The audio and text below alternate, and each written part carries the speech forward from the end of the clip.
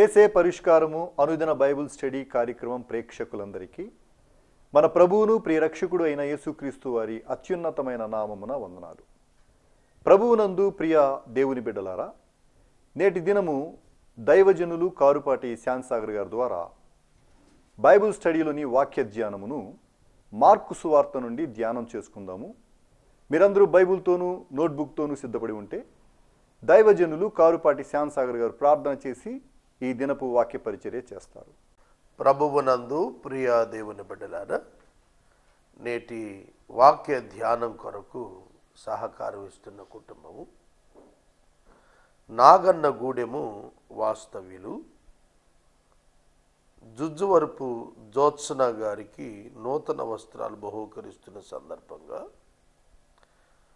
నానమ్మ తాతగారు జుజ్జువరపు సామ్రాజ్యం సోమయ్య గారు, అమ్మమ్మ తాతయ్యలు కొలకలూరి పెద్ద నాగేశ్వరరావు నక్షత్రమ్మ గారు, తల్లిదండ్రులు రాజారావు రాజామణి గారు, సోదరుడు సందీప్ కుమార్ సహకారాన్ని ఇస్తున్నారు. రాజారావు గారికి, రాజామణి గారికి, సందీప్ గారికి ప్రత్యేక కృతజ్ఞతలు. ఇరువురు తాత అమ్మమ్మ తాత నాన్నమ్మలు సోమయ్య సామ్రాజ్యం గారు, పెద్ద నాగేశ్వరరావు నక్షత్రమ్మ గారులకు కృతజ్ఞతలు. జ్యోత్సన కొరకు ప్రార్థిద్దాం. ఎపిసోడ్ సహకారులు కావాలి, దయచేసి ముందుకు రండి. అలాగే బ్లెస్సింగ్ ఛానల్లో యోబు గ్రంథపు వాక్య ధ్యానాలు అనుదినము రాత్రి 7 గంటల నుండి 7:30 గంటల వరకు ప్రసారం అవుతున్నాయి. 20 రోజులుగా ఈ ప్రసారాలు కొనసాగుతున్నాయి. 1 సంవత్సర కాలం పాటు యోబు గ్రంథాన్ని ధ్యానించాలని నేను ప్రయత్నం చేస్తున్నాను. బ్లెస్సింగ్ టీవీలో రాత్రి 7 గంటల నుండి 7:30 గంటల వరకు యోబు గ్రంథపు వాక్య ధ్యానాలు వీక్షించండి. ప్రార్థన చేద్దాం. ప్రత్యేకంగా చిన్న బిడ్డ జుజ్జువరపు జ్యోత్సన కొరకు, రాజారావు గారు రాజామణి దంపతుల కొరకు, సందీప్ కొరకు ప్రార్థించండి. ప్రార్థన. మమ్మలను మిక్కిలిగా ప్రేమిస్తున్న మా ప్రియ తండ్రి, మీకు వందనాలు.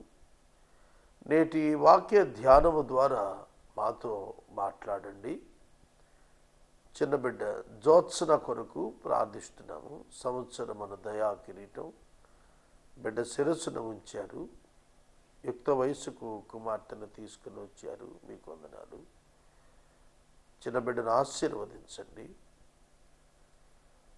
మీ కృప బిడ్డకు అనుగ్రహించి చక్కటి విద్య, ప్రభు చక్కటి భవిష్యత్తు, మంచి జీవితము ఈ చిన్నారికి దయచేయమని ప్రార్థిస్తున్నాను.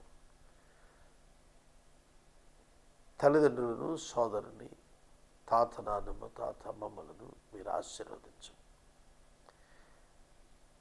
ఎపిసోడ్ సహకారులు విస్తృతంగా కావాలి ప్రభు. విస్తృత ఆర్థిక సహాయం కావాలి. ఒక్క పర్యాయం మీ హస్తము చాపి, మీ గుప్పిని విప్పి అవసరం తీర్చండి. నేటి వాక్య ధ్యానం మాకు దీవెనగా ఇవ్వండి. యేసు నామమున అడుగుచున్నాం తండ్రి, ఆమేన్. ప్రభువునందు ప్రియ దేవుని బిడ్డలారా, మీ పరిశుద్ధ బైబిల్ గ్రంథాన్ని తెరవండి. మార్కు సువార్త 14వ అధ్యాయము 64వ వచనము నుండి వాక్యాన్ని మనం గమనిద్దాం. యేసుక్రీస్తు ప్రభువు వారిని గెత్సెమనే వనములో రాణువ వారు, ప్రధాన యాజకుని బంట్రోతులు బంధించారు. ఆయనను తమ స్వాధీనానికి తీసుకున్నారు. ఆ తదుపరి ఆయనను విచారణ నిమిత్తం అన్న కైప మహాసమాజం ఎదుటకు తీసుకుని వచ్చారు. 3 అన్యాయపు తీర్పులు స్వజనులు, 3 అన్యాయపు తీర్పులు అన్యజనులు, రోమియులు తీర్చారు. ఈ మొదటి 3 తీర్పులు, విచారణలు అన్న ఇంట, కైప ఇంట, సమాజంలో. ఈ మూడింట కూడా యేసు నిరపరాధి, నిర్దోషి అని తేలాయి. కానీ వారు ముందస్తుగానే ఫిక్స్ అయ్యారు యేసుని ఏదో విధంగా చంపేయాలని. ఆ కారణం చేత వాళ్ళు యేసుక్రీస్తు ప్రభువులో దోషాలను వెతుకుతున్నారు. దాని నిమిత్తం నీవు దేవుని కుమారుడువా అని ఆయన ప్రశ్నించారు. అవునన్నాడు ఆయన. కనుక ఆయన ఎప్పుడైతే నేను అవును దేవుని కుమారుడిని, సర్వశక్తిని కుడిపార్శ్వాన మనిషి కుమారుడు కూర్చుంటాడు, ఆకాశమేఘం రూఢుడై ఆయన తిరిగి వస్తాడు అని చెబుతున్నాడో వెంటనే కైపా ప్రధాన యాజకుడు ఆ సంవత్సరం అతను వస్త్రాలు చించుకొని అంటున్నాడు, ఈ దేవదూషణ మీరు విన్నారు కారా. 64 వచ్చిన ఈ దేవదూషణ, ఏది దేవదూషణ? నేను దేవుని కుమారుణ్ణి అని చెప్పుకొనుట దేవదూషణ అంటున్నాడు. ఇక్కడ ప్రశ్న, మనుష్య కుమారుడు మనుషుడు, వండర్ఫుల్. దేవుని కుమారుడు దేవుడు. దేవుని కుమారుడు అనే పదం ఎక్స్ప్లెయిన్ చేసింది ఎందుకంటే ఆయన దేవుడని తెలుసుకోవటానికి, ఆయన దేవుడు కాడని తెలుసుకోవటానికి కాదు, ఆయన దేవుడు అని తెలుసుకోవటానికి దేవుని కుమారుడు అనే పదం వాడాడు. బైబిల్లో అనేక సందర్భాల్లో మనుషులను దేవుని కుమారులుగా పిలిచిన విశేషాలు, అలాగే దేవదూతలు దేవుని కుమారులుగా పిలిచిన విశేషాలు కూడా కనబడుతున్నాయి కదా. మరి అటువంటప్పుడు ఇక్కడ దేవుని కుమారుడు అనే పదం దేవుడని ఎందుకు అనాలి అనే ఆర్గ్యుమెంట్ ఉంది. దానికి జవాబు ఏమిటంటే వాళ్ళ రెస్పాన్సే, యూదుల రెస్పాన్స్. దైవదూషణ అన్నారు. ఆదాము దేవుని కుమారుడు, లోకాసు వార్తలో జీనియాలజీలో దేవుని కుమారుడు అని ఉంది. ఆదికాండం 6వ అధ్యాయంలో దేవుని కుమారులు నర్లు కుమార్తెలతో పోయారు అని చెప్పి రాసింది. యోబు గ్రంథంలో దేవుని కుమారులు దేవదూతలు దేవుని కుమారుని పిలిచాడు. మరి అక్కడ లేని ట్రబుల్ ధర్మశాస్త్రం ఎరిగినటువంటి యూదులకు ఇక్కడెందుకు వచ్చింది? నా కాన్సెప్ట్ అర్థమైందా మీకు? ఆదాము దగ్గర లేదు, మానవుడు మట్టి నుంచి చేయబడ్డాడు. అలాగే 6వ అధ్యాయంలో మనుషుల దగ్గర విశ్వాసుల విషయంలో లేదు, యోబు గ్రంథంలో దేవదూతల విషయంలో ట్రబుల్ లేదు. దేవుని కుమారులు అన్నప్పుడు ఏమి ఎలిగేట్ కాని వాళ్ళు ఇక్కడ యేసు నేను దేవుని కుమారుడిని అని చెప్పేటప్పటికి ఎందుకు పరమాత్మను కుమారుడు అయిన క్రీస్తు నేనే నీవేనా అంటే అవును నేనే అన్నాడు ఆయన. అంటే కుమారుడు అంటే ఏమిటి అక్కడ అర్థం? తండ్రిని ప్రత్యక్షపరిచిన వాడు. తండ్రి ఎవరు, ఎలా ఉన్నాడు అనేది ఎవడు ఎప్పుడు ఎరుగురు. ఆయన్ని యేసుక్రీస్తు ప్రభు ప్రత్యక్షం చేశాడు. శరీరం ధరించుకొని యేసుక్రీస్తు ప్రభు ఈ లోకానికి రావటం ద్వారా యేసునందు దేవుడు నివసిస్తున్నాడు. యేసునందు దేవుడు నివసిస్తున్నాడు. శరీరం బలియాగం కొరకు అమర్చబడింది. ఆ కాన్సెప్ట్ అర్థం చేసుకోవాలి. అందుకనే యేసుతో మాట్లాడుతున్నప్పుడు వాళ్ళు దేవదూషణ అన్నారు. దేవునితో సమానంగా ఎంచుకున్నాడట.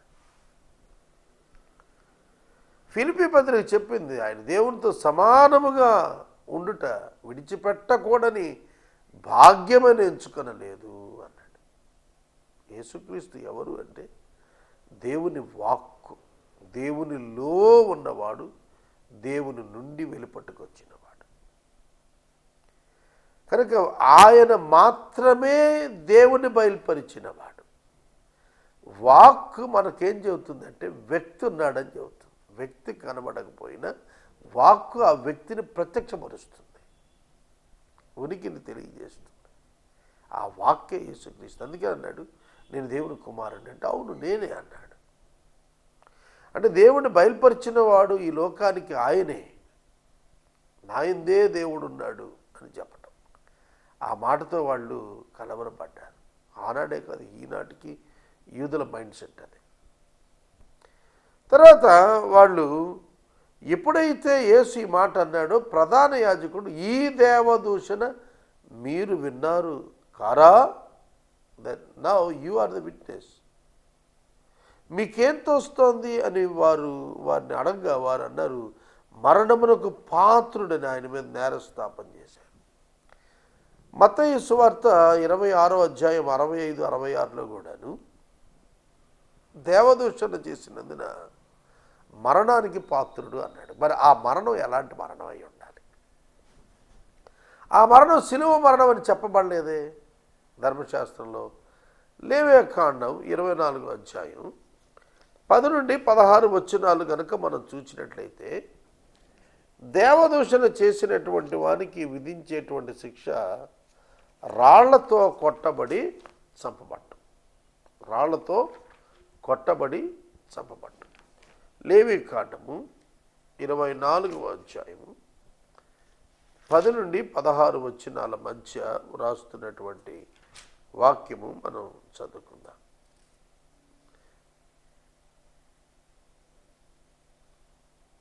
మరియు ఇశ్రాయేలీయులతో ఇట్లనుము, తన దేవుని శపించువాడు తన పాప శిక్ష భరించాలి.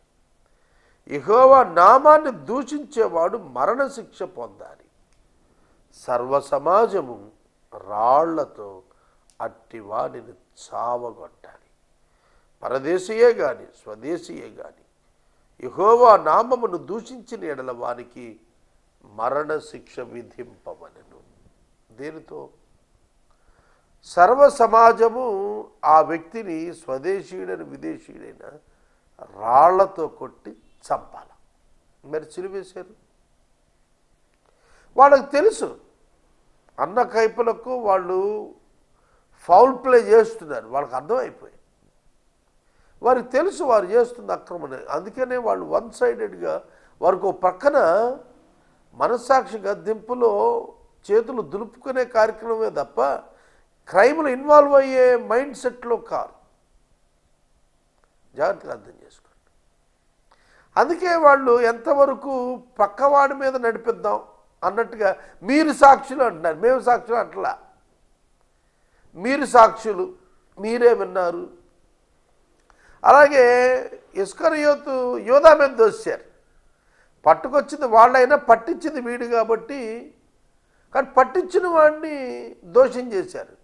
పట్టించిన వాడిని దోషం చేశారు. పట్టించిన వాడిని నియమించిన వారు దోషులు కాకుండా పోతారా? అక్కడే వాళ్ళు అజ్ఞానంలో ఉన్నారు. వాళ్ళు ఎంతవరకు పట్టించిన వాడికి శిక్ష ఉంది కానీ మాదే ఉందిలే అనుకున్నారు. కానీ పట్టివ్వటానికి 30 వెండి నాణాలకు అగ్రిమెంట్ కుదుర్చుకున్నదని వారు కూడా అందులో ఇన్వాల్వ్ అయ్యారనేది వాళ్ళు ఆలోచన లేకుండా ఉన్నారు. తమంతట తాము వైట్ పీపుల్గా, ఏదో మంచి వాళ్ళుగా, వైట్ కాలర్డ్ పీపుల్గా చూపించాలనుకున్నారు. కానీ అది వారి వల్ల కాదు. కనుక ఇక్కడ మనం చూస్తున్నప్పుడు ఆయన ముఖం మీద ఉమ్మి వేసి, కొందరు ఆయన ముఖం మీద ముసుగు వేసి ఆయనను గుద్దుతూ ప్రవచింపు అని ఆయనతో చెప్పారు. బంట్రోతులు ఆయన అరచేతులతో కొట్టి పట్టుకున్నారు. చూడ, పిడిగుద్దులు, అరచేతి దండాలు అంటే చెంపలు పగలు పట్టడం, వీపు మీద గుద్దటం, డొక్కల్లో గుద్దటం, తల మీద కొడటం, ఇట్లాంటివి. ప్రవచింపు అన్నప్పుడు అడగాల్సిన మేనర్ ఇదేనా? If they had respect towards him, ఇదేనా? ఆయన అంటే నిజంగా నమ్మకం మర్యాద ఉంటే అలాగే అడుగుతారా ప్రవచింపమని? శిష్యులు యేసు ప్రభువును ఒలీవ కొండ మీద కూర్చున్నప్పుడు పాదాల దగ్గర కూర్చొని అడిగారు, ప్రభువా ఈ యుగాంతం ఎలా జరుగుతుంది, ఏంటి చెప్పవా అని. మరి వీళ్ళు అలా అడుగుతున్నారా? వాళ్ళకు కావాల్సింది ఆన్సర్ కాదు. ప్రవచింపు అన్నప్పుడు they don't want answer from him. వాళ్ళు ఆయన నుండి జవాబు కోరి ప్రవచించమంటలా, అక్కసుతో బంధించి నువ్వు అబద్ధం ఆడుతున్నావు, నువ్వు దేవుని కుమారుని చెప్పుకుంటున్నావు, నువ్వు మోసగాడివి అనే ఉద్దేశం కాబట్టే ముఖం మీద మూసారు, గుడ్డ వేసి కొడుతూ మాట్లాడుతున్నారు. ఏమని ప్రవచించమన్నారంటే, ఎవరు నిన్ను కొట్టారో చెప్పబోయే ముందు అంటున్నారు. నువ్వు దేవుని కుమారుడు కదా, నీకు అన్నీ తెలిసిపోతాయి కదా, అంటే వాళ్ళు నువ్వు దేవుని కుమారుడువు అని కొడుతున్నారు. అంటే వాళ్ళ ఉద్దేశం ఏంటంటే నువ్వు దేవుడి కుమారుడు కాదు అలా చెప్పుకుంటున్నావు అని. అయితే వాళ్ళు ముఖం వేసి గుద్దుతున్నప్పుడు అడిగిన మాట ఏమిటంటే ప్రవచింపు అన్నారు. అంటే ప్రవచనం ఎవరి వల్ల పుడుతుంది? Come to the understanding. ప్రవచనం ఎవరి వల్ల పుడుతుంది? దేవుని వల్ల పుడుతుంది. కాబట్టి నువ్వు దేవుని కుమారుడు కాబట్టి నువ్వు దేవుడు చెప్పినట్టుగా చెప్పే. మనం ముసుగు వేస్తే ఎదుటిన్న వాళ్ళు ఎవరో చెప్పలేము. కాబట్టి యేసు కూడా ముసుగు వేసి వేయబడ్డాడు కాబట్టి చెప్పలేడు అని వాళ్ళ భావన. ఒకవేళ యేసు చెబుతాడని తెలిస్తే ముసుగు వేసి ఎవరైనా గుద్దే సాహసం చేస్తారా? నమ్మితే వాళ్ళు దే డోంట్ బిలీవ్ హిమ్. ఆయన్ని వాళ్ళు నమ్మలేదు. అందుకే మొహం మీద గుండేశారు, ధైర్యంగా కొడుతున్నారు. కానీ ఆయనకి తెలియదా ఎవరు కొడుతున్నారు? పేతురు ఇంకా అబద్ధం ప్రారంభించక మునిపే పేతురు నువ్వు ముమ్మారు అబద్ధం ఆడతావు అని చెప్పినాడు. ఇస్కరియోతు యోధ సమీపించక మునిపే నువ్వు సమీపిస్తున్నాడని చెప్పినవాడు, దగ్గరికి వచ్చాడని చెప్పినాడు. మొహం మీద గుడ్డేసి కొట్టినవాడిని చెప్పలేడా? చెప్పగలడు. కానీ వాళ్ళ ఉద్దేశంలో వాళ్ళు అలా భావించడం లేదు, అందుకే కొడుతున్నారు. యేసు దేవుడు కాదు అని ఆలోచించేవారు వారు యేసును దేవుని కుమారుడు అన్నప్పుడు దేవుడికి ఉండే లక్షణాలు ఆపాదించి ఆయనలో ప్రదర్శించమని అడుగుతున్నారు. అర్థమవుతుందా? కాబట్టి ఆయన ఆ లక్షణాలు ప్రదర్శిస్తే ఇక సిలువ ఎక్కడ? రక్తప్రోక్షణం ఎక్కడ? ప్రాయశ్చిత్తార్థ బలి ఎక్కడ? పరిహారార్థ బలి ఎక్కడ? దహన బలి ఎక్కడ? కాబట్టి ఆయన మౌనంగా ఉన్నాడు. బొచ్చు కత్తిరించు వాని ఎదుట గొర్రె మౌనంగా ఉన్నట్టుగా ఆయన మౌనంగా ఉన్నాడు. ఆయన మౌనంగా ఉన్నాడు కాబట్టి ఆయనకేం తెలియదనా? ఆయన సమస్తం ఎరిగి కూడా మౌనంగా ఉన్నాడు. ఆయన నోరు తెరిస్తే ఇంకెవరు మాట్లాడటానికి లేదు. ఏ న్యాయస్థానంలోనైనా సరే గుర్తుపెట్టుకోండి, మీకు వకీలు లేకపోయినా, మీ తరపున ప్లేడర్ గారు లేకపోయినా, లాయర్ లేకపోయినా, you can argue on your own. నీ వ్యక్తిగతంగా నువ్వు వాదించుకోవచ్చు, నువ్వు వివరించుకోవచ్చు. పౌలు గారికి వకీలు లేడు, పౌలే వాదించుకున్నాడు. ఇప్పటికీ కొందరు జ్ఞానం గల వాళ్ళు వారి కేసు వాళ్ళే వాదించుకుంటారు, వాళ్ళ కేసును వాళ్ళు వాదించుకోవచ్చు. తర్వాత జడ్జి గారు కూడా ఆ జడ్జిమెంట్ ఇచ్చేది ఇంకా నువ్వేమైనా చెప్పుకోవాల్సింది ఉందా అని డైరెక్ట్గా ఎక్యూజ్ని అడుగుతాడు. నింద మొబ్బడిన వాడిని, అభియోగం మొబ్బడిన వాడినే క్వశ్చన్ వేస్తాడు, వాళ్ళ అడ్వకేట్ని కాదు అడిగేది ఆయన. కాబట్టి యేసుక్రీస్తు ప్రభువు కూడాను తాను చెబితే చెప్పుకునే అవకాశం ఉంది ఆయనకి. తాను ప్రవచించితే ఆ ముసుగు తీసేస్తారు, భుజాల మీద ఎత్తుకొని మోసుకుంటా పోతారు. అర్థమవుతుందా? వాళ్ళకి మెస్సీయ అంటే ఒక తాత్పర్యం ఉంది. అదేంటంటే రాజు మా రాజ్యం మాకు ఇప్పించేస్తాడు, రోమేలు కూల్చేస్తాడు, కత్తితో రాజ్యం సాధిస్తాడని వాళ్ళ భావన. అందుకనే వాళ్ళు మొహం మీద యేసయ్యకు గుడ్డ వేసి గుద్దుతూ ప్రవచించారన్నారు. ఒకవేళ వాళ్ళు కనుక నమ్మి ఉంటే అలా ప్రవర్తించేవాళ్ళు కాదు. ఒకవేళ యేసు ప్రభు ప్రవచించి ఉండుంటే ఇక సిలువ కార్యక్రమం ఉండేది కాదు, భుజాన్ని ఎత్తుకునేవాళ్ళు, రోమీల మీద తిరుగుబాటుకు సిద్ధమైపోయేవాళ్ళు. కనుక దేవుడు తన చిత్త ప్రకారం మానవుల పాపం కొరకు ప్రాయశ్చిత్తంగా యేసుక్రీస్తు యొక్క శరీరము రక్తమును అర్పించడానికి దేవుడు సంకల్పించాడు. కనుక యేసు మౌనముగా వారి ఎదుట ఉన్నాడు. 66వ వచనం మొదలు మనకు 72వ వచనం వరకు ఈ అధ్యాయము మనకేం తెలియజేస్తుందంటే పేతురు చెప్పిన 3 అబద్ధాలు, 3 సార్లు పేతురు బంకినటువంటి 3 అబద్ధాలు. పేతురును గురించి మనం ఇవాళ ముగించలేకపోవచ్చును, ఎందుకంటే పేతురు చాలా ఇంపార్టెంట్ పర్సన్. యేసు ప్రభు యొక్క 12 మంది శిష్యుల్లో పేతురు చాలా ప్రాముఖ్యమైనటువంటి వాడు. దీనిలో మనం చూస్తున్నప్పుడు పేతురు ముంగిటి క్రింది భాగంలో ఉండగా ప్రధాన యాజకుని చెలికత్తెలలో ఒక్కతే వచ్చి పేతురు చలి కాచుకొనుచు ఉండుట చూచెను. అతనిని నిదానించి చూచి, నీవును నజరేయుడగు ఆ యేసుతో కూడా ఉండిన వాడవు కావా అనెను. అందుకు ఆయన, ఎవడో నేను ఎరుగను, నువ్వు చెప్పింది నాకు బోధపడలేదని చెప్పి నడవలోనికి వెళ్ళెను. అంతటా కోడి కూసెను. పనికత్తెల్లో ఒక అమ్మాయి పేతురు గారిని గుర్తుపట్టేసింది. పేతురుతో మాట్లాడుతూ, నీవు నజరేయుడైన ఆ యేసుతో, చూడండి, నజరేయుడైన యేసు అంటే సరిపోయేది, కానీ ఆ యేసు, దాని ఇంగ్లీష్లో మనం చూద్దాం. And as Peter was below in the court yard, one of the servant girls of the high priest came, and seeing Peter warming himself, she looked at him and said, you also were with the Nazarite Jesus. You also were with the Nazarene Jesus. నీవు కూడా నజరేయుడైన యేసుతో ఉన్నావు కావా? నిజం చెప్పే అవకాశం వచ్చింది పేతురికి. ఉన్నావు కాదా అంటే అవునండి ఉన్నానని చెప్పాలి. చెబితే జరిగే ఇమ్మీడియట్ యాక్షన్ ఏమిటి? ఏమన్నా రాసింది ఇక్కడ? పేతురు భావనలు ఏమిటంటే, నన్ను కూడా పట్టుకుంటారు, నన్ను కూడా కొడతారు, నన్ను కూడా అరెస్ట్ చేస్తారు, నన్ను కూడా చంపేస్తారు అనుకున్నాడు. అందుకనే నేను ఆయనను ఎరుగను, నేను నువ్వు అనుకుంటున్న మనిషిని కాదన్నాడు. ఆ చిన్నది చాలా తీవ్రంగా చూచింది, పరిశీలన చేసుకుంది, నిదానించి చూచింది. లేదు లేదు, నువ్వు నజరేయుడైన యేసుకు చెందిన వాడవే, ఆయనతో నేను చూచాం. మరి 3.5 సంవత్సరాలు కలిసి తిరిగారు కదా.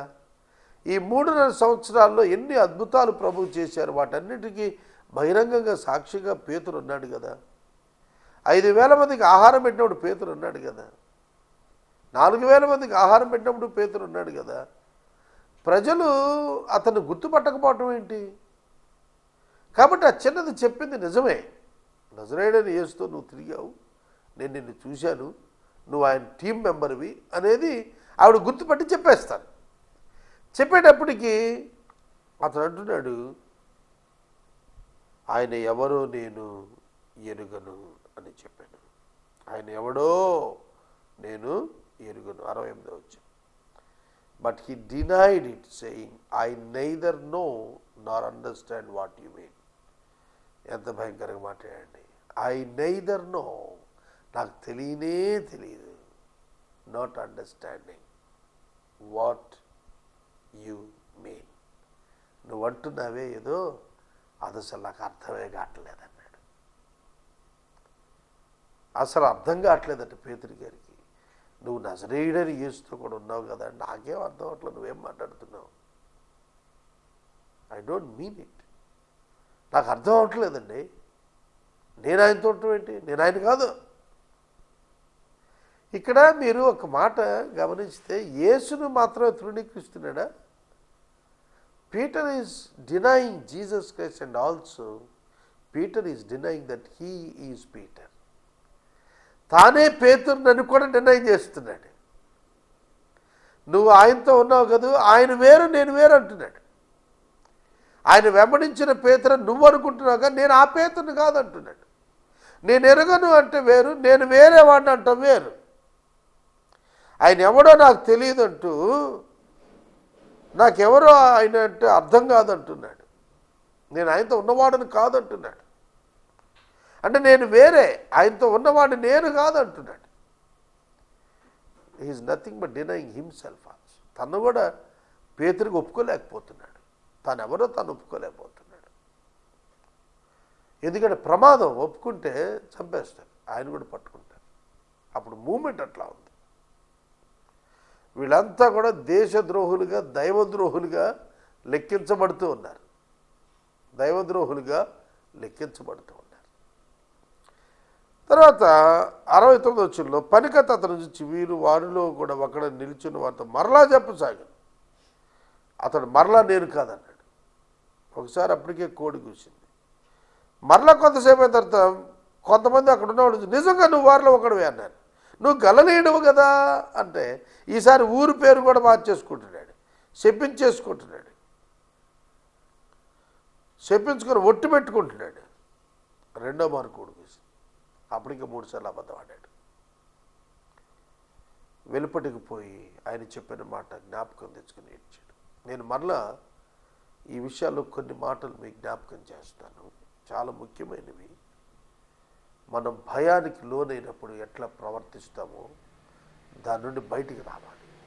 మనము ఇంతవరకు దైవజనులు కారుపాటి శ్యాన్సాగర్ గారి ద్వారా బైబిల్ స్టడీలోని వాక్య ధ్యానమును మార్కు సువార్త నుండి ధ్యానం చేసుకున్నాము. ఈ కార్యక్రమం ద్వారా మీరు పొందుకొనుచున్న ఆత్మీయ మేలులు ఒక ఉత్తరం ద్వారా మాకు తెలియచేయండి. మీ ప్రార్థనా మనవులు మాకు తెలియచేస్తే ఏసే పరిష్కారం కార్యాలయంలో ఏర్పాటు చేసిన ప్రత్యేక ప్రార్థనా శిబిరంలో మీ కొరకు ప్రార్థిస్తాం. మీ కుటుంబ పక్షముగా ఒక ఎపిసోడ్ ప్రసారం చేయాలనుకునేవారు మాకు తెలియచేస్తే మా సిబ్బంది మీ గృహాలను దర్శిస్తారు. ముగింపు ప్రార్థన ఆశీర్వాదాలతో ఈ కార్యక్రమాన్ని ముగించుకుందాం.